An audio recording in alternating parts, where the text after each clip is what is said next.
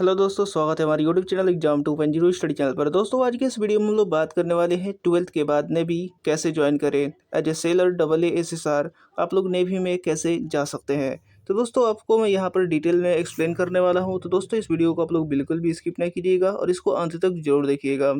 दोस्तों इस वीडियो में आपको मैं बताऊँगा कि एजुकेशन क्वालिफिकेशन क्या चाहिए AASSR के लिए, और उसके साथ साथ यहाँ पर एज लिमिट भी क्या होना चाहिए, और इसका सैलरी कितना होता है, ट्रेनिंग कितने दिन का होता है, और सिलेक्शन क्राइटेरिया कितना है, क्या क्या है, वो सारी की सारी इन्फॉर्मेशन मैं आपको यहाँ पर देने वाला हूँ। तो चलिए स्टार्ट करते हैं हमारा आज का वीडियो।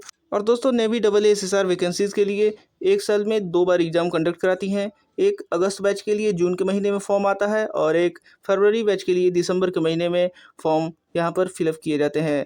दोस्तों अब बात करते हैं वैकेंसीज़ की कि कितनी वैकेंसीज़ यहाँ पर निकलती हैं। तो AA में लगभग 500 के अराउंड आपको यहाँ पर वैकेंसीज़ निकाली जाती हैं, और SSR की बात करें तो 2000 के अराउंड यहाँ पर वैकेंसीज़ निकलती हैं।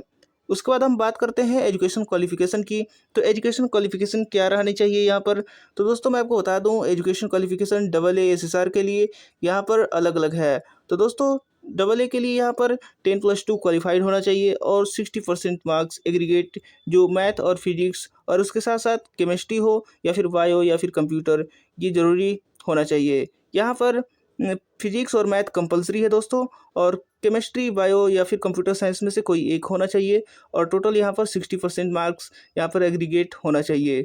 और दोस्तों SSR में 10+2 क्वालिफाइड होना चाहिए, मैथ और फिजिक्स कंपलसरी है दोस्तों, और उसके साथ साथ केमिस्ट्री, बायोलॉजी या फिर कंप्यूटर साइंस में से कोई एक सब्जेक्ट यहाँ पर होना चाहिए। यहाँ पर परसेंटेज का रिक्वायरमेंट नहीं है दोस्तों, लेकिन AA में आपका 60% मार्क्स यहाँ पर एग्रीगेट चाहिए AA के लिए। और उसके बाद बात करते हैं एज लिमिट की। तो एज लिमिट यहाँ पर 17 से 20 साल होना चाहिए। और दोस्तों मैं आपको बता दूँ यहाँ पर कि केवल अनमैरिड मेल कैंडिडेट ही इस फॉर्म को फिलअप कर सकते हैं। और दोस्तों अब बात करते हैं ट्रेनिंग के बारे में। नेवी AASSR में ट्रेनिंग कितने दिनों का होता है और कौन कौन से ट्रेनिंग कराए जाते हैं। तो सबसे पहले जो ट्रेनिंग होता है वो बेसिक ट्रेनिंग होता है, और फिर उसके बाद आपका ट्रेड ट्रेनिंग होता है, और उसके बाद आपका शिप ट्रेनिंग कराया जाता है। जो इनिशियल ट्रेनिंग में AA के लिए जो ट्रेनिंग कराई जाती है वो 9 वीक्स यानी 9 सप्ताह में ट्रेनिंग कराई जाती है, और SSR का 22 वीक्स यानी 22 सप्ताह में ट्रेनिंग कराया जाता है। और दोस्तों अब बात करते हैं सैलरी के बारे में। तो दोस्तों इनिशियल ट्रेनिंग में 14,600 पर मंथ आपका सैलरी मिलता है, और उसके बाद इनिशियल ट्रेनिंग कंप्लीट हो जाने के बाद आपको लेवल 3 ऑफ द डिफेंस पे मैट्रिक्स में रखा जाता है, यानी आपकी सैलरी 21,700 से लेकर के 69,100 के बीच में आपको पे किया जाता है। और उसके बाद हम बात करते हैं प्रमोशन की। तो प्रमोशन में यहाँ पर MCPO फर्स्ट यानी मास्टर चीफ पेटी ऑफिसर 1 तक की रैंक आपको यहाँ पर मिल सकती है ये सेलर में। और उसके बाद आपको यहाँ पर जो सैलरी इसकी हो जाएगी जो बढ़ करके 47,600 से 1,51,000 तक की सैलरी यहाँ पर मिलती है प्रमोशन के बाद।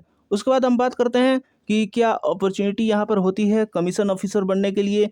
तो दोस्तों यहाँ पर आपको पढ़ना होता है, और SSB क्रैक करने के बाद आप कमीशन ऑफिसर भी बन सकते हैं। और दोस्तों इसके साथ साथ 50 लाख का इंश्योरेंस कवर भी सेलर्स का कराया जाता है। तो चलिए अब बात करते हैं सिलेक्शन क्राइटेरिया की। तो दोस्तों सिलेक्शन क्राइटेरिया 3 फेज़ में होता है। सबसे पहला फेज़ यहाँ पर रिटेन आपको क्लियर करना होगा, फिर उसके बाद PFT क्लियर करना है, फिर उसके बाद आपका यहाँ पर मेडिकल क्लियर करना होता है। तो सबसे पहले हम बात कर लेते हैं रिटेन की। तो रिटेन में 100 क्वेश्चंस आते हैं, आपको 60 मिनट के अंदर करने होते हैं। जो क्वेश्चंस 100 क्वेश्चंस आते हैं वो साइंस से, फिर उसके बाद मैथमेटिक्स से, फिर इंग्लिश से, फिर जनरल अवेयरनेस से आते हैं। तो साइंस में 25 क्वेश्चंस, मैथमेटिक्स में 25 क्वेश्चंस, इंग्लिश में भी 25 क्वेश्चन, और जनरल अवेयरनेस से भी 25 क्वेश्चंस दिए जाते हैं। उसके बाद हम बता दें कि आपको कंप्यूटर बेस्ड टेस्ट यहाँ पर देना होता है, और क्वेश्चन पेपर बाइलिंगुअल यानी हिंदी इंग्लिश दोनों में आपको देना होता है। और आपको यहाँ पर बता दें कि MCQ क्वेश्चंस यहाँ पर कराई जाती हैं, और इसके साथ साथ निगेटिव मार्किंग भी यहाँ पर होता है। और बात करते हैं सिलेबस की। तो दोस्तों सिलेबस आपको अगर देखना है तो नेवी की वेबसाइट यानी ज्वाइन इंडियन नेवी पर जाकर के अपना सिलेबस डाउनलोड कर सकते हैं। और दोस्तों बात करते हैं PFT की, यानी फिजिकल फिटनेस टेस्ट की। रिटन टेस्ट क्लियर हो जाने के बाद PFT आपको देना जरूरी होता है, जिसमें रनिंग, स्क्वाट्स और पुशअप्स होते हैं। तो रनिंग आपको 1600 मीटर 7 मिनट में करना होता है, और स्क्वाट्स 20 लगाने होते हैं, जिसे उठक बैठक भी कहते हैं। पुशअप के बारे में बात करें तो पुशअप आपको 10 लगाने होते हैं, और उसके बाद आपको फाइनल मेरिट लिस्ट निकलता है। अगर आप PFT में भी क्लियर हो जाते हैं तो आपको फाइनल मेरिट लिस्ट निकलता है मेडिकल के लिए, और आपका ज्वाइनिंग लेटर्स आ जाता है। और दोस्तों अब बात करते हैं मेडिकल के बारे में। तो मेडिकल में आपको हाइट 157 सेंटीमीटर चाहिए दोस्तों मिनिमम, और उसके बाद चेस्ट 80 सेंटीमीटर और +5 एक्सपेंशन ज़रूरी होता है।